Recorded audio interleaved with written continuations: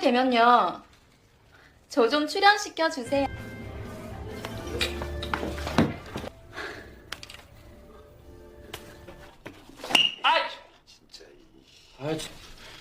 저도 그런데.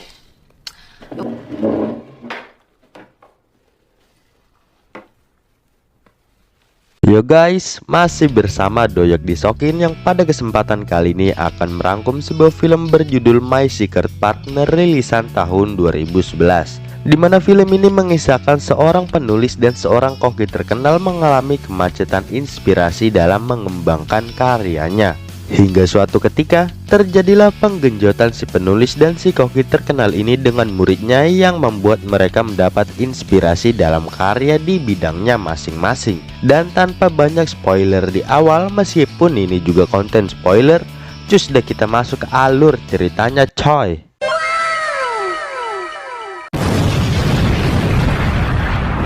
Film dibuka memperlihatkan seorang duda yang berprofesi sebagai penulis bernama Pak Suk sedang mengajar para muridnya. Dikarenakan mengalami kemacetan inspirasi dan selalu gagal rilis karya tulisnya, di sebuah kamar mandi bar, salah siswinya mencoba mengajaknya bercocok tanam agar ia mendapat inspirasi. Namun Pak Suk menolak. Saat ingin pulang, Pak Suk bertemu siswi lainnya bernama Yeon, di mana Yeon ini ingin menjadi penulis handal, namun mengalami hal yang sama seperti Pak Suk. Di rumah pun Tante Hi, ibunya Yeon yang seorang janda sekaligus koki terkenal, mengalami juga kebuntuan inspirasi dalam memasaknya, yang mana sampai-sampai Yeon anaknya sendiri berkata bahwa masakannya tak enak.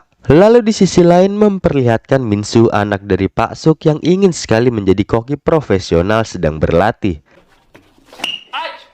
Di sana Minso pun memberitahu ayahnya dengan bahagia bahwa ia lulus tes wawancara dan diterima kerja di tempat yang sejalur dalam bidangnya itu. Ternyata bos dari Minsu ini adalah Tante Hi, ibunya Yeon. Berjalannya waktu, karena karya tulisnya tak kunjung rilis, Pak Suk kerap kali diejek oleh para muridnya sendiri hingga ia kesal.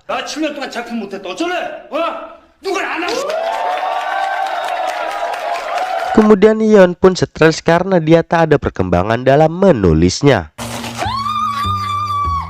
Dalam nasib yang sama dan menyebalkan itu, tak diduga Pak Suk dan Yeon bertemu di sebuah tempat yang membuat mereka refreshing dan memutuskan ke sebuah bioskop. Di bioskop dengan film yang mengundang gairah, ditambah sudah lama tak bercocok tanam,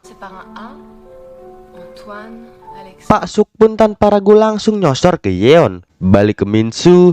Di sana Minsu berkata pada Sujin bahwa resep Tante Hi merupakan resep lama. Tak diduga hal itu terdengar oleh Tante Hi, yang membuat Tante Hi merobek resep lamanya itu karena tak ada kemajuan. Sebagai koki kondang, Tante Hi dengan rekan kokinya secara profesional memasak di sebuah program televisi. Tapi pastinya jauh banget kalau dibandingin sama Farah Queen coy. Usai syuting, dalam ruangannya Tante Hi membuat jus. Lalu datanglah Minsu membawa makanan untuknya.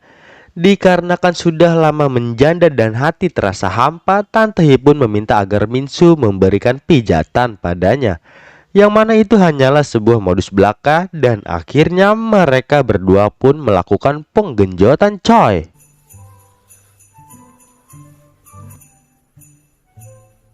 Sujin yang curiga karena Minsu tak kunjung balik pun menghampiri ke ruang Tante Hi.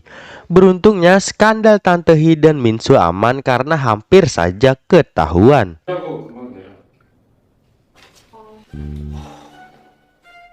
Di sebuah bar bersama para muridnya usai kelas mengajar, di sana pula Yeon beralasan pulang lebih dulu. Tak lama disambung oleh Pak Suk. Faktanya mereka berdua bertemu, menuju hotel dan pastinya bercocok tanam. Di sisi lain, karena bercocok tanam membawa inspirasi dan perkembangan, masakan Minsu di sana pun mendapat pujian dari Tante Hi, bosnya sendiri, karena sangat-sangat enak.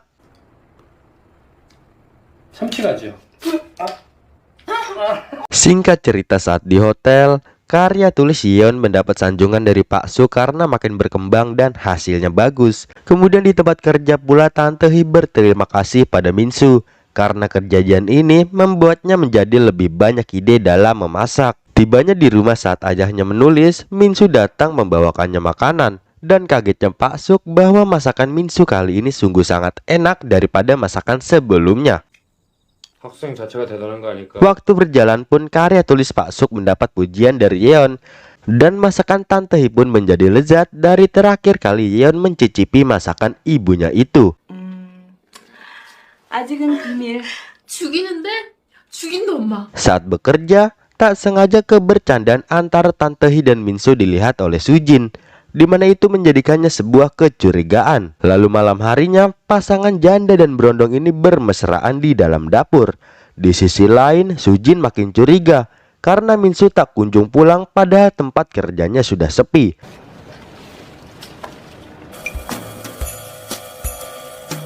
Di mana itu membuat Tante Hee dan Minsu panik.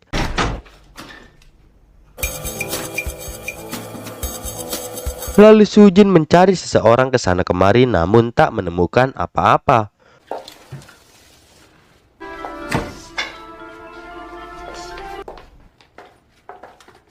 Untuk menutupi semuanya, Tante Hee pun bersilat lidah bahwa Sujin adalah anak didik terbaiknya, yang akhirnya membuat Sujin tak curiga. 선생님 너무 죄송해요.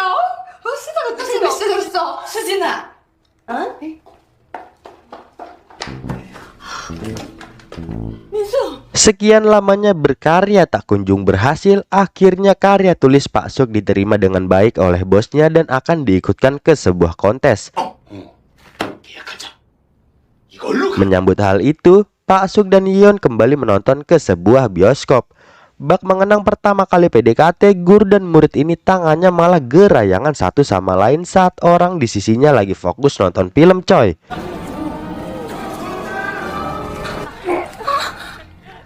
Tak sengaja, usai menonton bioskop, keberadaan mereka diketahui oleh siswa lainnya yang membuat mereka dikejar. Hingga mereka berhasil sembunyi dari kejaran, masuk ke sebuah ruangan, dan konyolnya entah apa yang ada di pikiran mereka, pasangan aneh ini malah bercocok tanam di ruangan tersebut coy. Di tempat kerja, Sujin memberitahu bahwa tempo hari ia mendapat sanjungan dari Tante Hee. Di sana pula ia memberitahu Minsu bahwa bos mereka akan menerbitkan sebuah buku resep setelah sekian lamanya tak rilis kembali. Di sisi lain, rekan kerja Pak Suk mengkritik bahwa karya tulisnya mirip sekali seperti milik orang lain. Tiba di ruangan bosnya, ternyata karya Pak Suk ketahuan mengkopi milik Yeon, pasangannya sendiri. Kembali pada Minsu, di sana ia sangat terlihat sakit hati karena dalam buku Tante Hee tak disebutkan namanya. Sedangkan Sujin disebut sebagai anak didik terbaik. Dan di sebuah restoran, Pak Suk pun dengan kesal menceritakan semuanya pada si bos. Malam hari di rumahnya, Minsu bercerita pada ayahnya tentang hal yang membuat ia kecewa pada atasannya. Karena ia sangat sekali membantu mengembangkan ide, namun namanya tak tercantum dalam buku resep yang atasannya rilis. Begitu pula Pak Suk, ia meluapkan kekesalannya di depan anaknya itu. Tibalah launching buku, di sana dengan bangga Tante Hee menjawab semua pertanyaan dari si pewawancara. Namun Minsu terlihat kesal akan hal itu yang membuat ia pergi meninggalkan ruangan. Mengikuti Minsu ke ruang loker, Tante Hee meminta maaf. Alasan itu dilakukan semata-mata supaya bisa menutupi skandal mereka selama ini. Namun atasannya itu berjanji akan menuliskan namanya di cetakan berikutnya. Tak lama mereka pun melakukan penggenjotan di ruang loker itu coy. Tapi tanpa mereka tahu, Sujin melihat kejadian itu dari luar ruangan. Di kelasnya, Pak Suk sempat dicurigai oleh para siswinya karena melihat ia di bioskop tempo hari. Lah, Pak Suk malah gak ngaku sambil marah-marah. Usai mengajar, berkabarlah Pak Suk dengan Yeon untuk bertemu. Bertemunya di hotel, Pak Suk memarahi Yeon karena ia juga mengumpulkan karya tulisnya yang sama ke sebuah kontes hingga Pak Suk didiskualifikasi. Mendengar itu, sontak Yeon marah karena gurunya sendiri mengkopi karya tulisnya. Hingga pertengkaran mereka pun berlanjut di sebuah jalan. Sampai-sampai Pak Suk hampir menggampar si Yeon. Namun Pak Suk malah melumat bibirnya. Tak diduga kejadian itu diketahui oleh murid lainnya, yang membuat Pak Suk ditonjokin karena tingkahnya kurang ajar. Singkat waktu usai syuting memasak, Minsu kembali membawakan makanan ke ruangan Tante Hee berada. Dan di sana Tante Hee meminta Minsu untuk memijatnya mengenang masa lalu. Tak lama terbawa suasana, pastinya mereka ini melakukan bercocok tanam kesekian kalinya.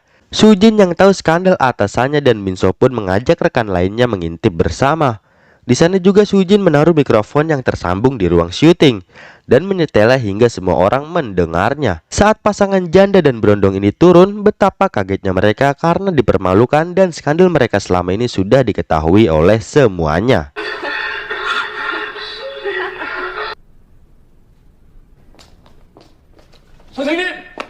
Berjalannya waktu, dua pasangan skandal ini pun meratapi kejadian yang masing-masing mereka alami.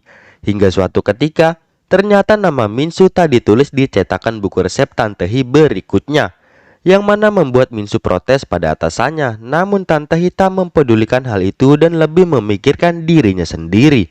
Mendengar itu, Minso pun seketika pergi berencana ke Italia. Lalu di sisi lain, Pak Suk menyesal atas perbuatannya selama ini dan meminta maaf pada Yeon, di mana saat itu mereka memutuskan untuk berpisah dari sekian perjalanan panjang yang sudah mereka lalui. 이게 마지막이야?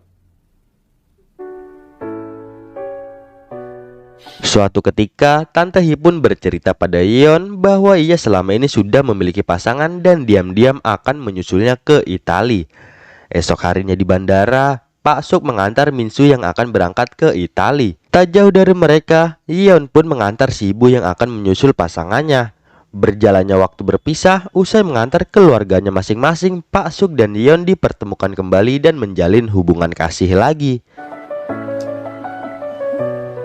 1 tahun kemudian, Pak Suk dan Yeon berhasil di karirnya dalam menulis. Di sisi lain, si janda dan berondong yang akan dijemput keluarganya pun berada di puncak karir. Dan ketika bertemu, kagetlah mereka semua karena pasangan mereka adalah orang tua dan anak dari keluarganya satu sama lain.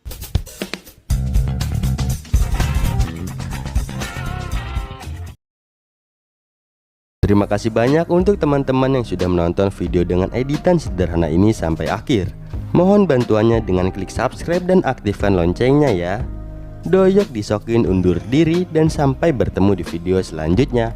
Bye-bye.